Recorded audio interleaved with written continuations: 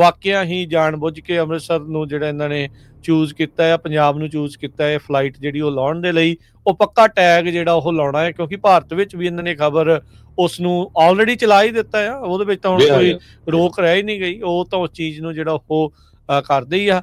DGP ਨੇ ਕਿਹਾ ਵੀ ਅਸੀਂ ਤਾਂ ਸੈਂਟਰ ਦੇ ਨਾਲ ਰਾਬਤੇ ਦੇ ਵਿੱਚ ਆ। ਜਿੱਦਾਂ ਹੀ ਇਨਫੋਰਮੇਸ਼ਨ ਆਊਗੀ, ਜਦੋਂ ਹੀ ਇਨਫੋਰਮੇਸ਼ਨ ਆਊਗੀ ਉਸ ਦੇ ਉੱਤੇ ਐਕਟ ਕਰਾਂਗੇ।